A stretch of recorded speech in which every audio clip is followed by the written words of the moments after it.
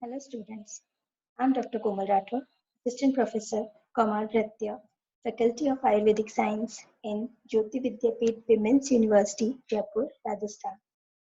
So today's topic we will discuss about typhoid, enteric fever or in Ayurveda, Antarik fever.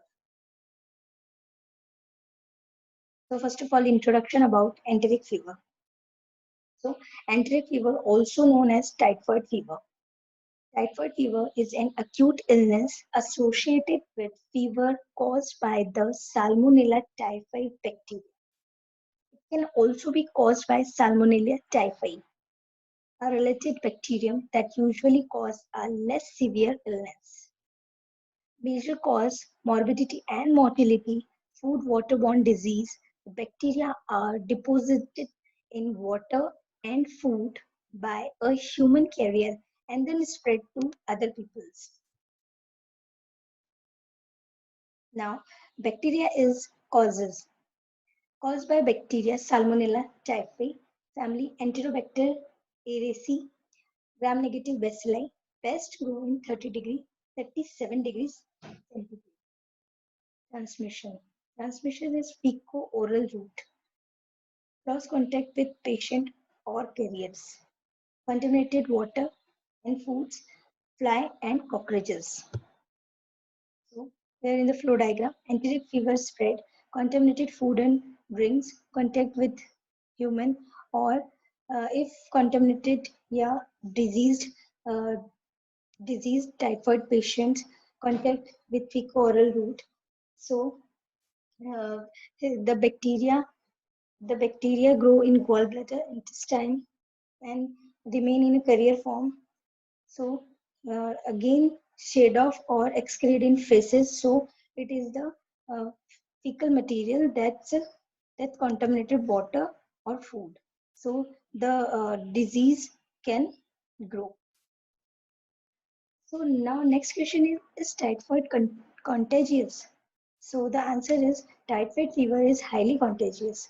An infected person can pass the bacteria out of their body in their stool or less commonly in their urine. Contamination of the water supply can in turn taint the food supply. The bacteria can survive for weeks in water or drained sewage. How do people get typhoid fever? So, work or in travel to area where typhoid fever is endemic.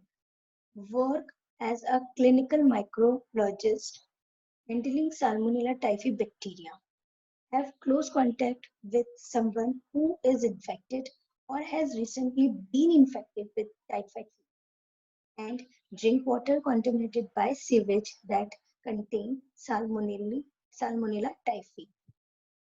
And now, what are the symptoms of typhoid fever? So, incubation period is typically about 10 to 14 days, but can be longer or the onset may be insidious. Symptoms are often non-specific and clinically non-distinguishable for other febrile illness. However, clinical severity varies and severe cases may lead to serious complications or even death. Now, pathophysiology, ingestion contaminated food, ingest bacilli invade small intestine mucosa, take up by macrophages and transport to regional lymph node. So Salmonella typhi multiply in the intestinal lymph node tissue, infect the enterocyte and M cells, Escherichia perpetuus, during 1 to 3 weeks of incubation periods. Now in this periods, patients have diarrhea. End of the incubation periods, bacilli enter bloodstreams. Bacteremia phase, onset of typhoid fever. Bacteria invade the gallbladder, biliary system, and lymphatic tissue to the bowel and multiply in the higher number, and then pass into the intestinal tract by stool. Now, clinical feature again, slowly rising fever, step ladder pressure, the temperature of 4 to 5 days.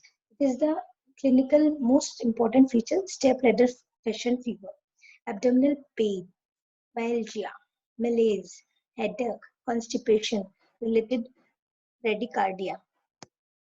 And symptom for first week progress, delirium, complications, then coma and death if untreated. Stage 1, first week. And stage 2, rose spot may be appear on the upper abdomen on the back of the sparse cuff splenomegaly. Abdomen distension with tenderness. Diarrhea end of first week and second week. Slightly raised rose red spots which fed on pressure. It is usually visible on white skin. Febrile become toxic, anorexic, significantly weight loss, typhoid stage, apathy, confusion, and psychosis. High risk 5 to 10% of hemorrhages and perforated may cause death. Stage 3 and stage 4 recovery periods. If the individual survives on the fourth week, the fever, mental state, and abdominal distension slowly improve over a few days. Intestinal and neurological complications may still occur in surviving untreated individuals. Weight loss and debilitating weakness last month. Some survivors become asymptomatic Salmonella typhi carriers and have a potential to transmit the bacteria indefinitely. And now complications. So the severe complications is bowel perforation, hemorrhage, septicemic foci, bone and joint infection, meningitis, cholecystitis, toxic splenomegaly, myocarditis, nephritis, chronic carriage, persistent gallbladder carriage. And now diagnosis and investigation. First of all, blood culture, a specific serological test which occur identification salmonella antibody antigen fluorescent antibody study to look for substances that are specific to typhoid bacteria. Vidal test, ELISA, urine and stool culture, second and third week में करवाते हैं. Marrow culture, 90% sensitive unless until after 5 days commencement of antibiotic. Punch biopsy, sample for rose spot culture, 63% sensitive. Blood culture. Culture may be obtained from CSF, peritoneal fluid, mesenteric LNS, is resected intestine, gallbladder, pharynx, tonsils, and abscess. And now treatment. So treatment is very less. It is a management. Activity, rest is helpful.